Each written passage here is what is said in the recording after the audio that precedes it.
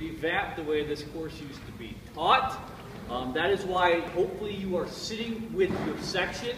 If you are not sitting with your section, please quietly move to your section. I want you to get to know these folks. You're going to be with them for the next semester, or for the rest of the semester. And the winner of the competition is Group 1. So the rest of you slackers need to be better organized. Just kidding. For all of our large lectures, and I'm going to get into the mechanics of this course here in a little bit, plan on finding your colloquium leader and sitting with your group. Okay? It's important that you do that. But before we get started, let me give you a little bit of background. Okay? Let's talk about myself. I'm in front of you all. I'm the star of the show. Come on, you can laugh at my lame jokes, please. Okay, thank you. I appreciate it. Okay? Just to give you a little background, probably the most important thing is the last bullet point there. I'm originally from Chicago. I did my bachelor's in chemistry, so yes, my friends who are in chemistry right now and be taking organic next year, I have suffered with you. I know the pain. The struggle is real. Okay? I also have my master's in counseling. I started work at FSU in 2007, where I became the head biology advisor and ran that office for many, many years. So if you are biology, chemistry, biochem, exercise science, I can advise you in my sleep. But don't worry, as you all know, if you're one of my cohort advisees, you know I can do most of the stuff there. I moved over to honors in January 2012. Started working there as the assistant director, and I am currently the interim director as we wait to kind of fill that position. All right? My wife, I love to talk about my wife. She's the associate director for what they call SAS. It's the Student Athlete Academic Services. So she basically does what I do, but for student athletes. If you don't know this, I love soccer. That's probably the most defining thing about me. I have been playing since age 5. I'm not going to tell you how long that is because you guys are smart. You'll figure out how old I am. All right? And then the last thing. Is there anyone in here that's 17? Anyone 17? No? Oh, okay. You can call me Mr. Badger. Just kidding. The rest of you, it's not Mr. Badger, it's not Dr. Badger, it's Jeff. I am A-okay with you calling me by my first name. Please do. Mr. Badger's my old man. All right, so let's get into the mechanics of this course. Let's talk about what to expect. How does this break down? Because you guys, I got a bunch of emails last week. Am I meeting in my small section? How does this work? Okay? But let's start bigger. Why am I taking this? What's the purpose, besides the obvious fact that I require it for retention purposes? Okay? These are the fun, jazzy things that we have to put on our syllabus, i.e. course objectives. I'm not going to read them to you, but the big thing is what? If you heard me at orientation, what did I always say? What are we about? We're about helping you all maximize yourself to reach your full potential. And that's what this course is designed, is to start laying this foundation, this framework, so that over your next 2, 3, 4 years, however long you decide to be at Florida State as an undergraduate, you leave here being the best that you can be. Okay, yes, we are like the Marines, honor student style at Florida State University. All right? So the actual structure, we alternate every week between a large lecture and a small section. You are honor students. You can figure this out. This week is large lecture week. Next week is small breakout section. All right? The good news is this. You all are smart. You can get on Blackboard. In the Blackboard site for your specific section is a link called syllabus. Magically, when you click it, it pops up the syllabus of your section. If you go to the very last page, it actually spells out, week by week, what specific date we are meeting in the large lecture or we are doing the small breakouts. So next week is a small breakout. Yes, if you have Monday, you do not have a breakout section to go to. Congratulations, the school is closed. The bad news is you will have some sort of online assignment because the school is closed. So that's why I put that last point in there. It's very important that if you haven't already, to look at your syllabus that's in the Blackboard site, because that last page will be the calendar that is unique to your specific section. Okay? So how do I pass this class? You remember me from orientation, I said what? What did I say about Honors Colloquium? Who remembers? I know it's been like 6 months. What did I say? You're not going to hurt my feelings. Say it. You say it. Just show up, okay? That's one. That's right. It's pass, fail. Good. You're obviously reading the board behind me, but that's okay. What else? It's going to be one of the easiest courses that you will take at Florida State. Right? Who remembers me saying that?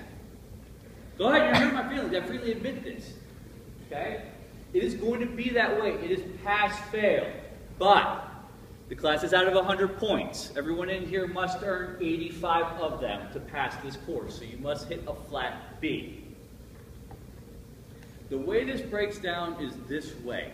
This course is really designed more around the ideas of reflecting on these topics that we're going to be talking about throughout this semester and figuring out what's meaningful to me and how I can progress through the rest of my time at Florida State focusing on these developmental things. As such, there are a couple of major assignments. Reflection.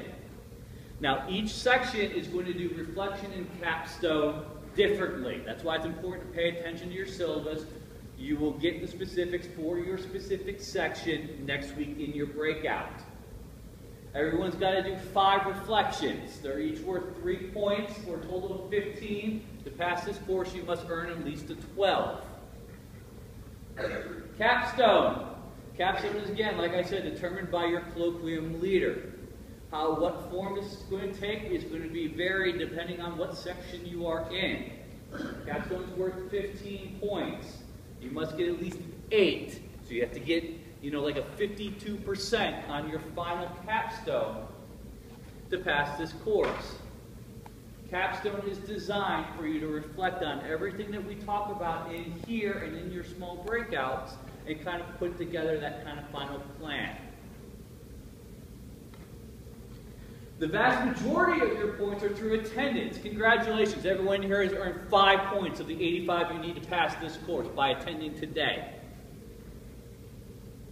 You get 5 points for every large lecture and small breakout that you attend.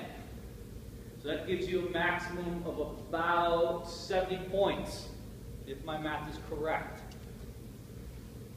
So you can get close to passing this course. You can't do it just by attendance only.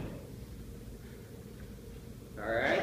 You get a maximum of 1 unexcused absence combined between the large and small lecture, or large lecture and the small breakouts. Okay? So it's not 1 each, it's 1 only unexcused. To make sure you are here in the large lectures, it is important that you find your colloquium leader and check in with him or her and then sit in your section. Alright? Then there's the meetings. Everyone in here will be required to meet with at least 1 of your colloquium leaders before spring break. This is non-negotiable. Failure to do so before spring break, which is roughly 7 weeks away, receives an automatic U. Unsatisfactory. What does a U grade mean? It means I have to give you the bad news that you've been dismissed from this program because you failed to meet with your colloquium leader. Please don't give me that lame-ass reason to dismiss you.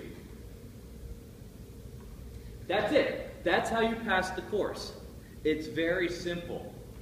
You show up, you take some notes, you reflect on the topics, you do your reflection assignments. At the end of the semester, you do whatever the capstone is to summarize everything. And then you meet with an upper division honors student and talk about stuff. That's all you got to do. Questions? Good. Okay? Now comes the next thing. We're going to do some honors requirements real quick. Let's think about this stuff. What do I have to do to stay in good standing in the honors program? And then how do I finish the honors program? Yes, this is probably a review from some of the stuff here. You will notice that we are constantly hammering this home so you don't ask us questions about this stuff.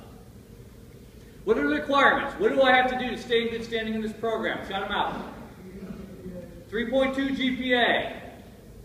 What else? Volunteer hours. Volunteer hours. Where are the volunteer hours? What's that? 10. Okay. What else? Honors E-Series. Great. What else? What is it? Say it. ENC what? 2135. Great. ENC 2135. What else? Thank you. I was waiting for someone to say that. That's right.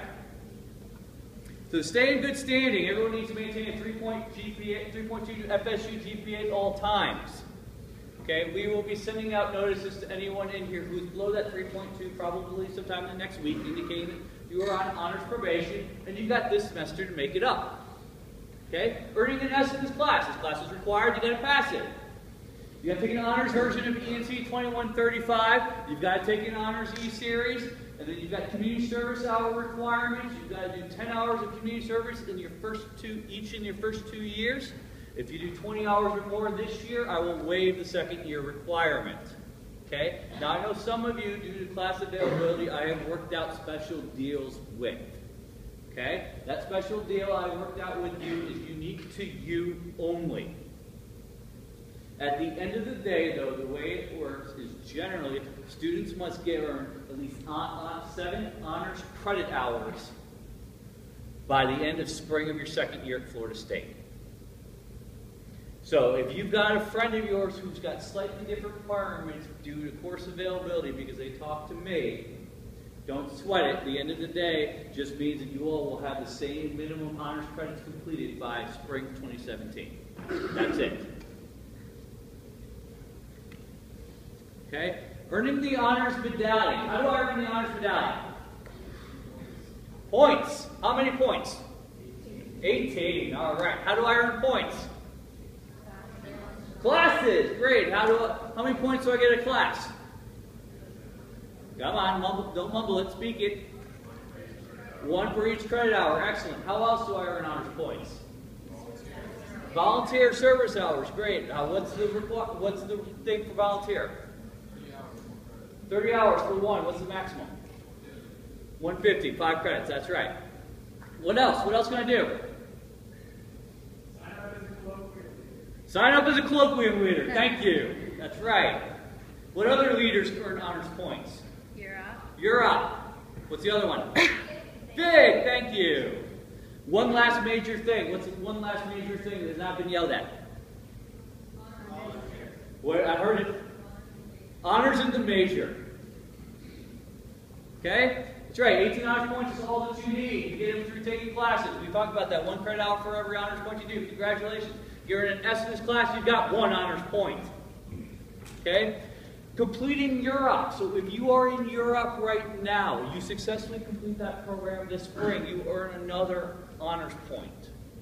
If you do Garnet and Gold, and you will, if you look hard enough at some of the topics we're going to be talking about, and some of the 5 pillars of Garnet and Gold, you may see some significant overlap. I'm just foreshadowing that a little bit.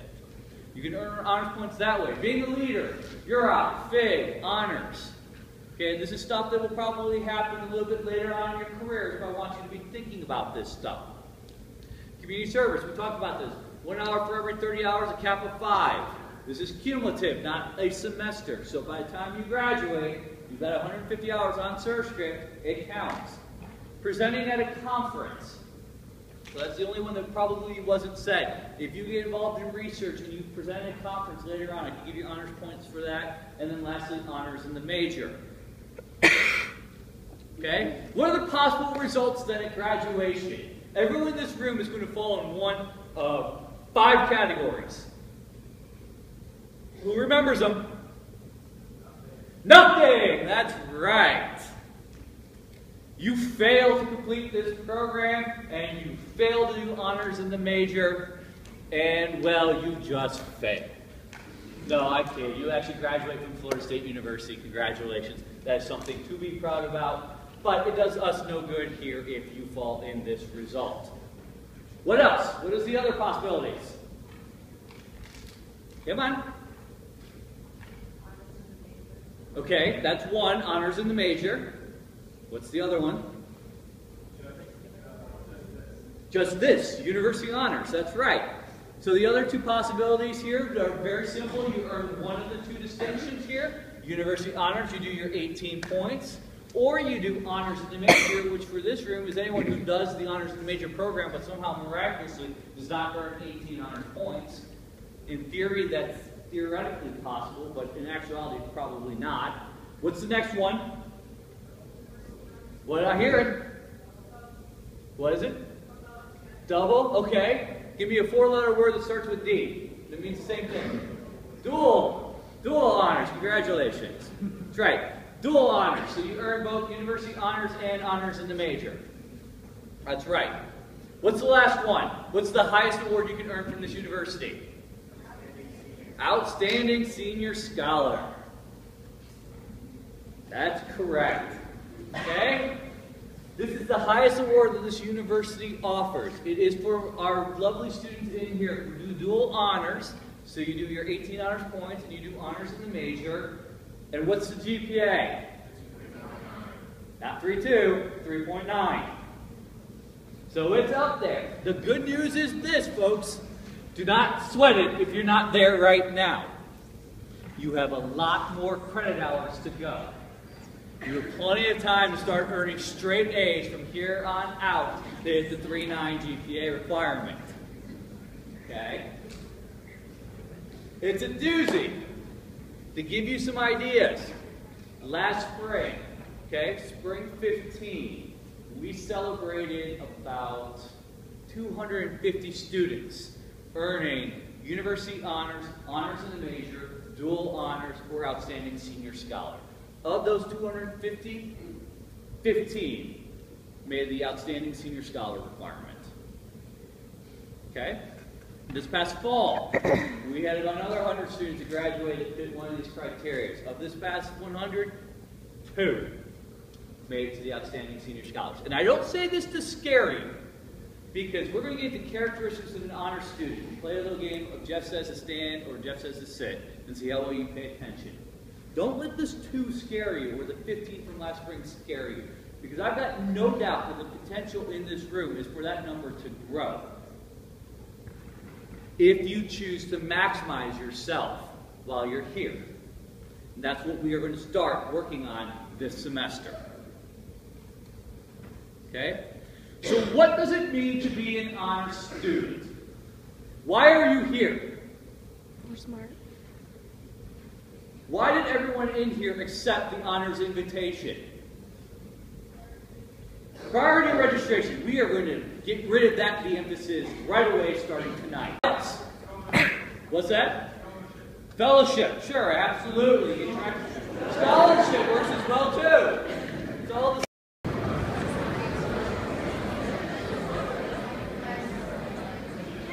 okay? All right. Next one. You're confident you can do work, even if you are uneasy at first about a class, an assignment, or a teacher. Come on, who's got the ego that knows they can do anything? That's what I thought. All right, sit. Someone's like sitting there. Hush, hush, hush, hush. I know it's all fun and games, so I did see a young lady not stand up because she was on her cell phone. That's what I said too. Okay? Next. You're a critical thinker. You're eager to ask questions and listen to others.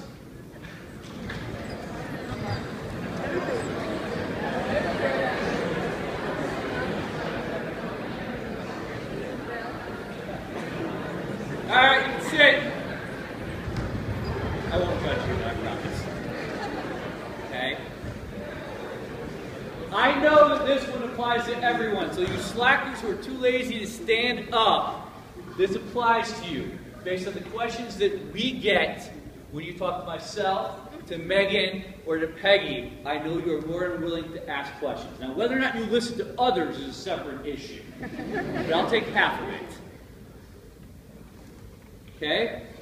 You're creative. You enjoy finding new patterns that emerge from old ideas. This could be some of you. You're not going to hurt my feelings here. Will apply to you in one way or another. You may just not put those connections together. Don't worry. That's what we're going to work on. Okay? What's this?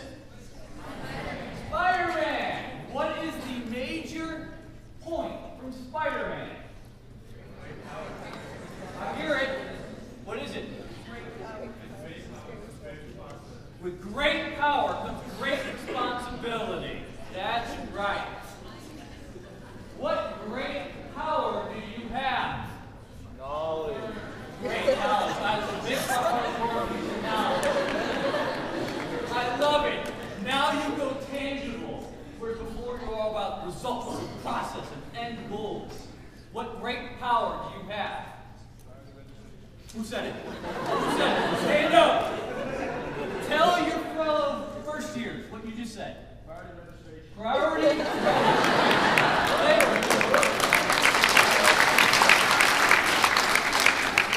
That's right. Priority registration. That's where whoever said earlier, I'm only on for priority registration. It's time to de-emphasize that, change that thought process, and think about why this may be. Okay? Let's talk about priority registration. Let's get straight to it, folks. All right? Name the 3 groups on campus in priority registration. Athletes. Honor students. What is it? Graduating seniors. Degree 3 is good one. I put them on there because they're degree 3. No offense. What is it? Students with disabilities. In theory, that is correct. If you've got documents that requires that, yes, but I'm talking about the classification of the group. Veterans. There it is. That's right. The big 3 are honor students, veterans, and student athletes. Yes, degree 3 area counts, but that's how we consider a large group like these populations are. Same thing with disabilities. Okay, here's your question. Why? Why do these 3 have priority registration? They make money for the school. That sounds great in theory. And it's not. All students, when they sign up for classes, make money for this university. Why? They earned it, okay? Not quite, but close. Because I would say you guys haven't earned anything yet. Yeah, put the gauntlets down. What are you going to do about it? Why? Why do these... What's that? Everyone's got busy schedules. I'm busy, no. Why, folks?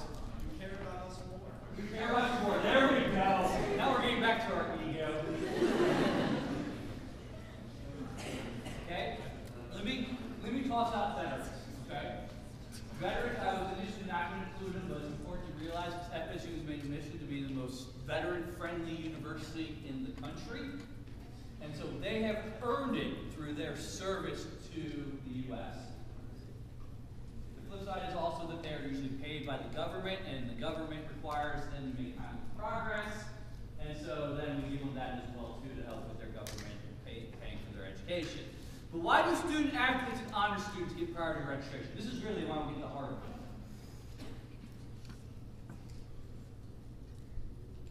They bring something to the university. Exactly. Both groups bring something to the university. Both groups represent this university. Student athletes do it in a much more profile way, or a higher profile way, right? They compete under the brand Florida State University Seminoles. We see them. You all go to the football games, the basketball games, and the other sports. And if you don't, that's okay as well too, but you know that this happens.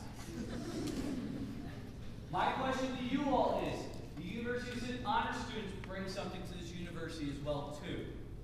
This is rhetorical, so please don't answer. What do you bring to the table?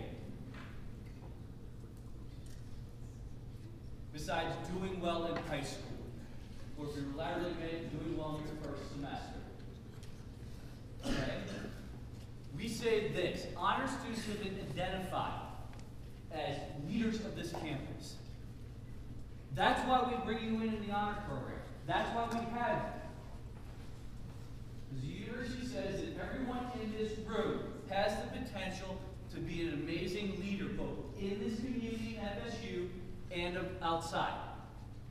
As such, because you have this potential, in order to help you maximize it, we are going to give honor students priority registration.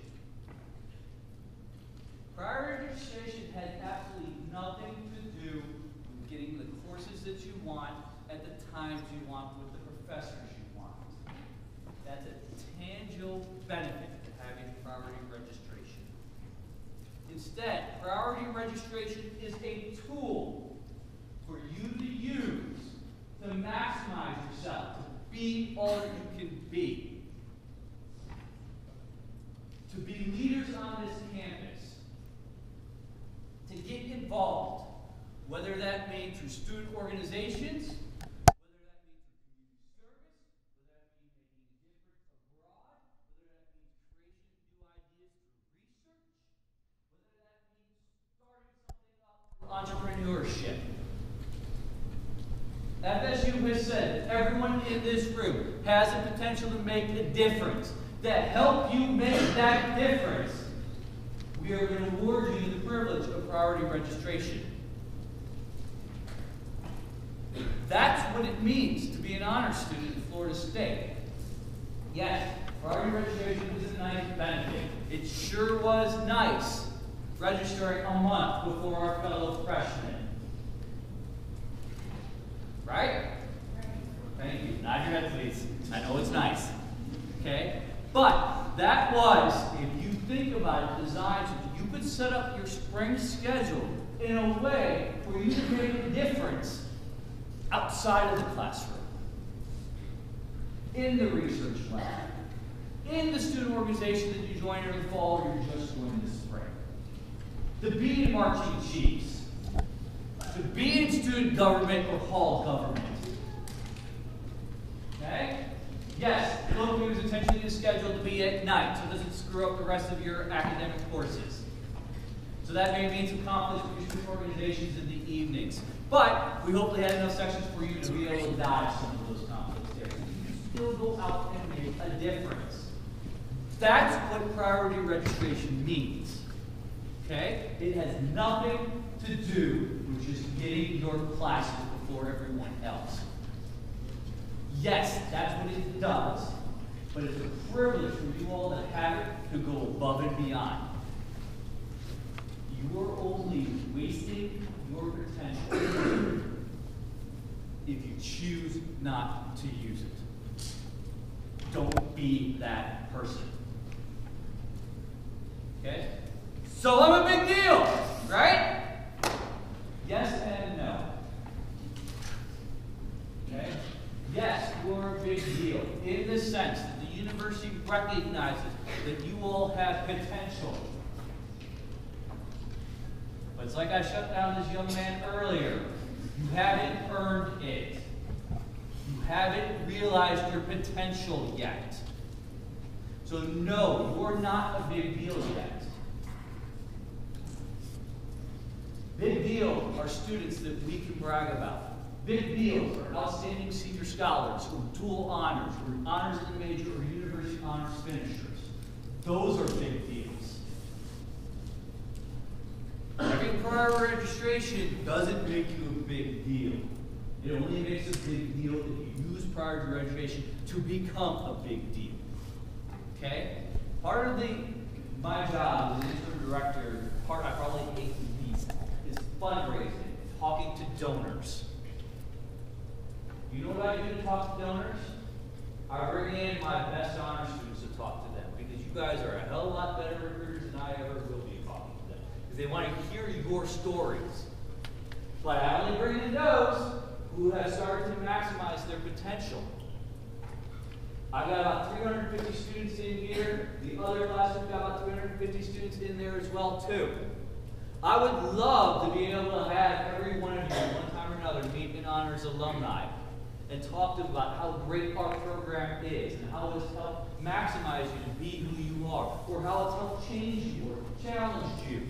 You know, maybe you've gone 180 degrees in your major change, but now you're on this new pathway where you're taking the road less traveled. So you're in teacher education. I pick on teacher education because it's straightforward. Do my undergraduate degree, do my student teaching my final semester, graduate, get a job. Right? Straightforward as an education. Same thing with a lot of this stuff. Business students, you're the exact same way, right? Do my coursework, find that internship between junior and senior year, finish up my senior year, hopefully find a job. Very straightforward process. Very straightforward path. Honors, with your priority registration, we want you to take the road less traveled. We want you to experience things. We want you to go out there and make a difference. So it's not straightforward. How does your priority registration allow you to make yourself different compared to the non-honor students? That's the stuff I want you to think about. Okay? Time for a TED Talk. I love TED Talks. I hope you love TED Talks. If you don't love TED Talks, well, shame on you. If it wants to.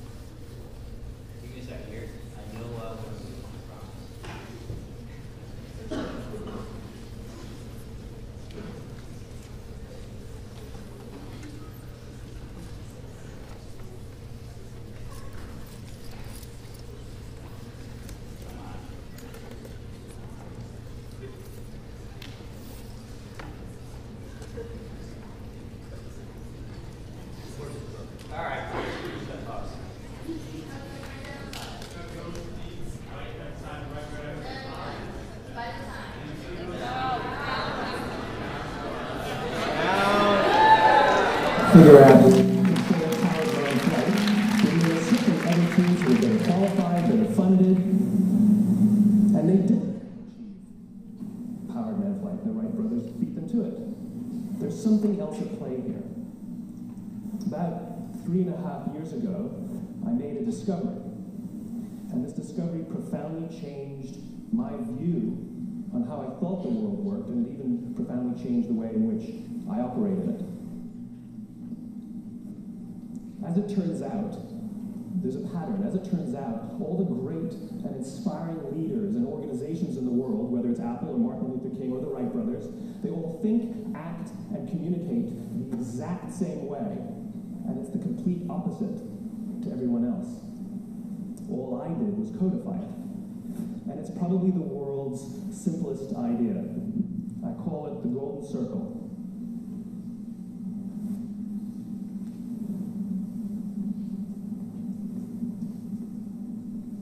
Why, how, what? This little idea explains why some organizations and some leaders are able to inspire where others aren't. Let me define the terms really quickly. Every single person, every single organization on the planet knows what they do, 100%. Some know how they do it, whether you call it your differentiating value proposition or your proprietary process or your USP. But very, very few people or organizations know why they do what they do. And by why, I don't mean to make a profit. That's a result. It's always a result. By why, I mean what's your purpose? What's your cause? What's your belief? Why does your organization exist? Why do you get out of bed in the morning? And why should anyone care? Well, as a result, the way we think, the way we act, the way we communicate is from the outside in. It's obvious. We go from the clearest thing to the fuzziest thing. But the inspired leaders and the inspired organizations, regardless regardless of their size, regardless of their industry, all think, act, and communicate from the inside out. Let me give you an example. I use Apple because they're easy to understand and everybody gets it. If Apple were like everyone else, a marketing message from them might sound like this. We make great computers. They're beautifully designed, simple to use, and user-friendly. Want to buy one? Meh. And that's how most of us communicate. That's how most marketing is done, that's how most sales is done, and that's how most of us communicate interpersonally. We say what we do, we say how we're different or how we're better, and we expect some sort of behavior, a purchase, a vote, something like that. Here's our new law firm. We have the best lawyers with the biggest clients. We have, we always perform for our clients, do business with us. Here's our new car. It gets great gas mileage. It has, leather seats.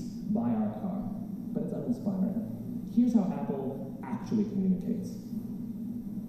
Everything we do, we believe in challenging the status quo. We believe in thinking differently.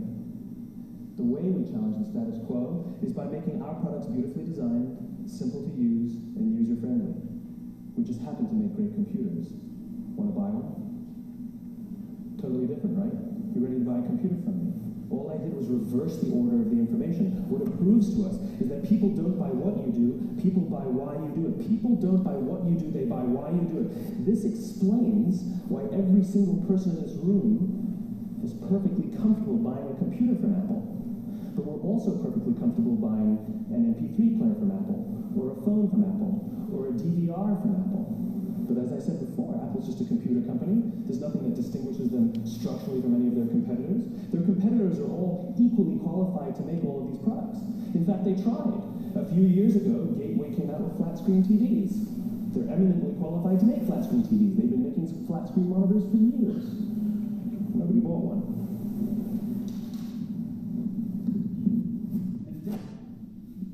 Dell came out with MP3 players and PDAs. And they make great quality products, and they can make perfectly well-designed products, and nobody bought one. In fact, talking about it now, we can't even imagine buying an MP3 player from Dell. Why would you buy an MP3 player from a computer company? But we do it every day. People don't buy what you do, they buy why you do it. The goal is not to do business with everybody who needs what you have. The goal is to do business with people who believe what you believe. Here's the best part. None of what I'm telling you is my opinion. It's all grounded in the tenets of biology, not psychology, biology. If you look at a cross-section of the human brain, looking from the top down, what you see is the human brain is actually broken into three major components that correlate perfectly with the golden circle. Our newest brain, our Homo sapien brain, our neocortex, corresponds with the what level. The neocortex is responsible for all of our rational and analytical thought and language. The middle two sections make up our limbic brains, and our limbic brains are responsible for all of our feelings, like trust and loyalty. It's also responsible for all human behavior, all decision-making, and it has no capacity for language. In other words, when we communicate from the outside in, yes, people can understand vast amounts of complicated information like features and benefits and facts and figures. It just doesn't drive behavior. When we communicate from the inside out, we're talking directly to the part of the brain that controls behavior, and then we allow people to rationalize it with the tangible things we say and do. This is where gut decisions come from. Sometimes you can give somebody all the facts and figures, and they say, I know what all the facts and details say, but it just doesn't feel right. Why would we use that verb? It doesn't feel right. Because the part of the brain that controls decision-making doesn't control language. And the best we can muster up is, I don't know, it just doesn't feel right. Or sometimes you say you're leading with your heart, or you're leading with your soul. Well, I hate to break it to you, those aren't the other body parts controlling your behavior. It's all happening here in your limbic brain, the part of the brain that controls decision-making and not language. But if you don't know why you do what you do, and people respond to why you do what you do, then how will you ever get people to vote for you or buy something from you, or more importantly, be loyal and want to be a part of what it is that you do? Again, the goal is not just to sell people who need what you have. The goal is to sell to people who believe what you believe. The goal is not just to hire people who need a job. It's to hire people who believe what you believe. I always say that, if you Hire people just because they can do a job, they'll work for your money. But if you hire people who believe what you believe, they work for you with blood and sweat and tears. And nowhere else is there a better example of this than with the Wright brothers. Most people don't know about Samuel Pierpont Langley. And back in the early 20th century, the pursuit of powered manned flight was like the .com of the day. Everybody was trying it. And Samuel Pierpont Langley had what we assume to be the recipe for success. I mean, even now, you ask people, why did your product or why did your company fail? And people always give you the same permutation of the same three things. Undercapitalized, the wrong people, bad market conditions. It's always the same three things. So let's explore that. Samuel Pierpont Langley was given $50,000 by the War Department to figure out this flying machine. Money was no problem. He held a seat at Harvard and worked at the Smithsonian and was extremely well connected. He knew all the big minds of the day. He hired the best minds money could find, and the market conditions were fantastic. The New York Times followed him around everywhere, and everyone was rooting for Langley. And how come we've never heard of Samuel Pierpont Langley? A few hundred miles away in Dayton, Ohio, Orville and Wilbur Wright. They had none of what we consider to be the recipe for success. They had no money. They paid for their dream with the proceeds from their bicycle shop. Not a single person on the Wright brothers team had a college education, not even Orville or Wilbur. And the New York Times followed them around nowhere. The difference was Orville and Wilbur were driven by a cause, by a purpose, by a belief. They believed that if they could figure out this flying machine, it'll change the course of the world. Samuel Pierpont Langley was different. He wanted to be rich, and he wanted to be famous. He was in pursuit of the result. He was in pursuit of the riches. And lo and behold, look what happened. The people who believed in the Wright brothers' dream worked with them with blood and sweat and tears. The others just worked for the paycheck. And they tell stories of how every time the Wright brothers went out, they would have to take 5 sets of parts because that's how many times they would crash before they came in for supper. And eventually, on December 17th, 1903, the Wright brothers took flight. And no one was there to even experience it. We found out about it a few days later. And further proof that Langley was motivated by the wrong thing, the day the Wright brothers took flight, he quit. He could have said, that's an amazing discovery, guys, and I will improve upon your technology. But he didn't. He wasn't first. He didn't get rich. He didn't get famous. So he quit. People don't buy what you do, they buy why you do it. And if you talk about what you believe, you will attract those who believe what you believe. But why is it important to attract those who believe what you believe? Something called the law of diffusion of innovation. And if you don't know the law, you definitely know the terminology. The first 2.5% of our population are our innovators. The next 13.5% of our population are our early adopters. The next 34% are your early majority, your late majority, and your laggards. The only reason these people buy touch-tone phones is because you can't buy rotary phones anymore.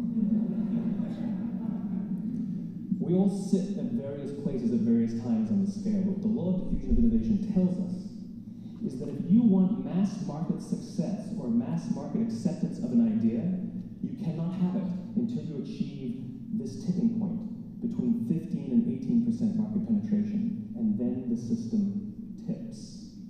And I love asking businesses, what's your conversion on new business? And they love to tell you, oh, it's about 10%, proudly. Well, you can trip over 10% of the customers. We all have about 10% who just get it. That's how we describe them, right? That's like that gut feeling, oh, they just get it. The problem is, how do you find the ones that just get it before you're doing business with them versus the ones who don't get it? So it's this here, this little gap, that you have to close, as Jeffrey Moore calls it, crossing the chasm. Because you see, the early majority will not try something until someone else has tried it first.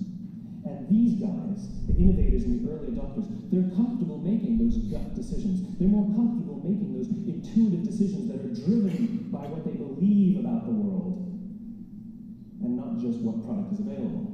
These are the people who stood online for 6 hours to buy an iPhone when they first came out, and you could have just walked into the store the next week and bought one off the shelf. These are the people who spent $40,000 on flat-screen TVs when they first came out, even though the technology was substandard. And by the way, they didn't do it because the technology was so great. They did it for themselves. It's because they wanted to be first. People don't buy what you do, they buy why you do it. And what you do simply proves what you believe. In fact, people do the things that prove what they believe. The reason that person bought the iPhone in the first 6 hours, stood in line for 6 hours, was because what they believed about the world and how they wanted everybody to see them. They were first. People don't buy what you do, they buy why you do it. So let me give you a famous example, a famous failure and a famous success of the law of diffusion of innovation. First, the famous failure. It's a commercial example. As we said before a second ago, the recipe for success is money and the right people and the right marketing conditions, right? We should have success then. Look at TiVo. From the time TiVo came out about 8 or 9 years ago to this current day, they are the single highest quality product on the market. Hands down, there is no dispute. They were extremely well funded. Market conditions were fantastic. I mean, we use TiVo as a verb. I TiVo stuff on my piece of junk Time Warner DVR all the time. But TiVo's a commercial failure. They've never made money. And when they went IPO, their stock was at about $30 or $40 and then plummeted, and it's never traded above 10. In fact, I don't think it's even traded above 6, except for a couple of little spikes. Because you see, when TiVo launched their product, they told us all what they had. They said, we have a product that pauses live TV, skips commercials, rewinds live TV, and memorizes your viewing habits without you even asking. And the cynical majority said, we don't believe you, we don't need it, we don't like it, you're scaring us. What if they had said, if you're the kind of person who likes to have total control over every aspect of your life, boy, do we have a product for you. It pauses live TV, skips commercials, memorizes your viewing habits, etc., etc. People don't buy what you do, they buy why you do it, and what you do simply serves as the proof of what you believe. Now let me give you a successful example of the law of diffusion of innovation. In the summer of 1963, 250,000 people showed up on the Mall in Washington to hear Dr. King speak. They sent out no invitations, and there was no website to check the date. How do you do that? Well, Dr. King wasn't the only man in America who was a great orator. He wasn't the only man in America who suffered in a pre-civil rights America. In fact, some of his ideas were bad, but he had a gift. He didn't go around telling people what needed to change in America. He went around and told people what he believed. I believe, I believe, I believe, he told people. And people who believed what he believed took his cause and they made it their own, and they told people. And some of those people created structures to get the word out to even more people. And lo and behold, 250,000 people showed up on the right day, on the right time, to hear him speak. How many of them showed up for him? 0. They showed up for themselves. It's what they believed about America that got them to travel on a bus for 8 hours to stand in the sun in Washington in the middle of August. It's what they believed, and it wasn't about black versus white. 25% of the audience was white. Dr. King believed that there are 2 types of laws in this world, those that are made by a higher authority and those that are made by man. And not until all the laws that are made by man are consistent with the laws that are made by the higher authority will we live in a just world. It just so happens that the civil rights movement was the perfect thing to help him bring his cause to life. We followed him not for him, but for ourselves. And by the way, he gave the I have a dream speech, not the I have a plan speech. Listen to politicians now with their comprehensive 12-point plans. They're not inspiring anybody. Because there are leaders and there are those who lead. Leaders hold a position of power or authority, but those who lead inspire us. Whether they're individuals or organizations, we follow those who lead, not because we have to, but because we want to. We follow those who lead, not for them, but for ourselves. And it's those who start with why that have the ability to inspire those around them or find others who inspire them. Thank you very much.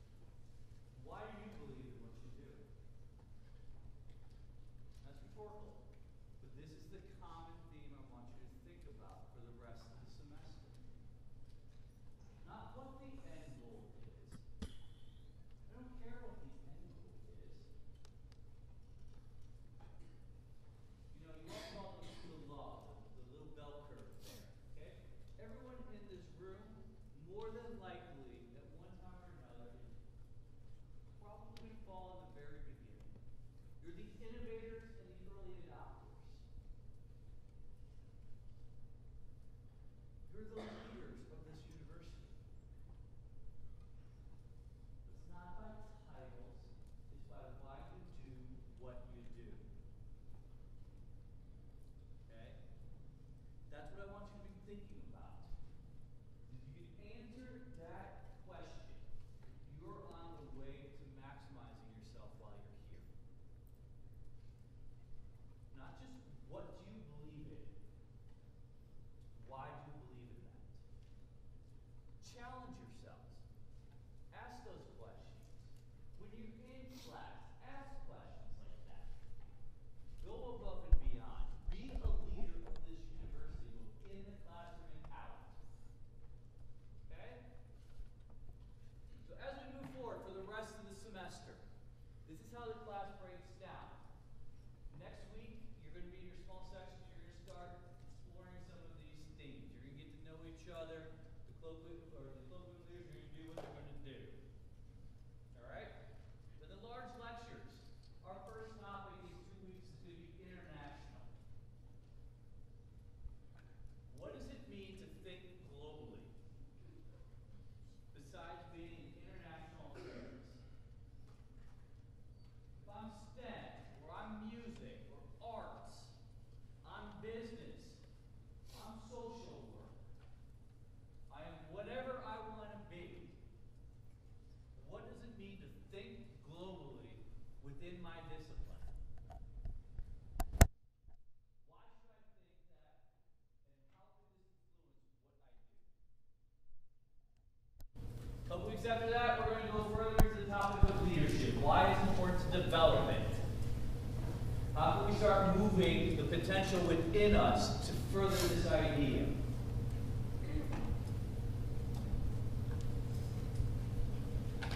After that, this will be 2 weeks before spring break. We're going to talk about service and the value. Why should I do this?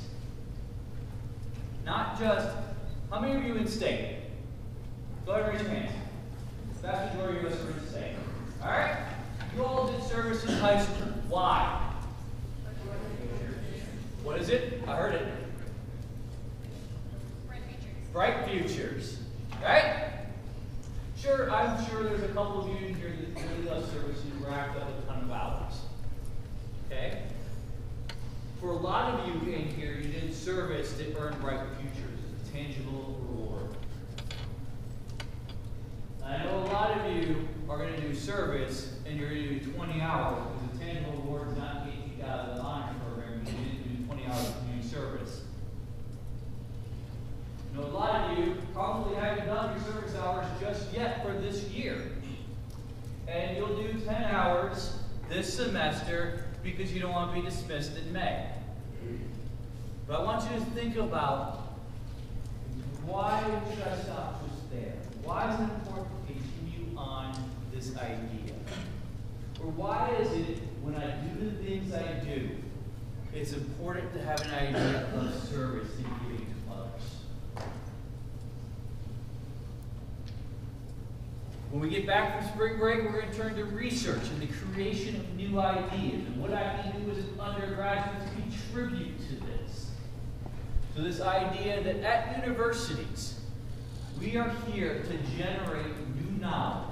And you as undergraduates have the ability to help with that process. So we want you to be thinking about that stuff.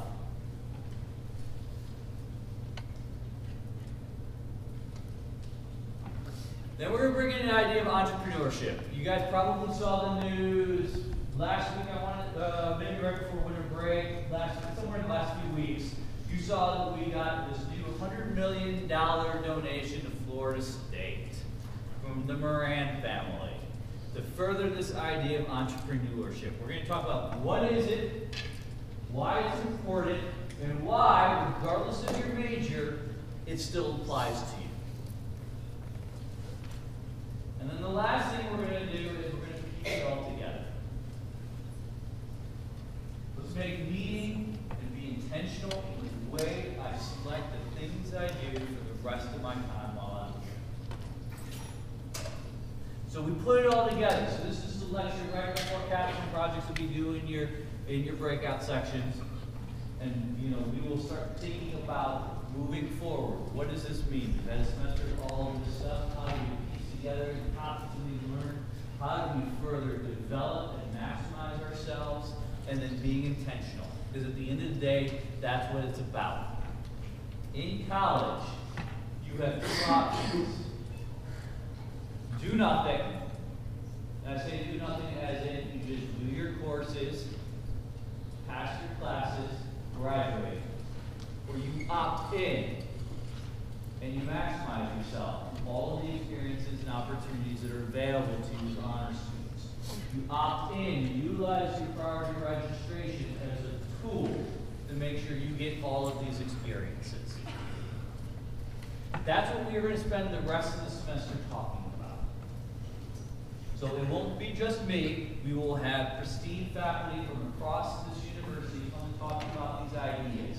And then you will take these ideas and you will discuss them further in your breakout sections with your colloquium leaders and your fellow classmates.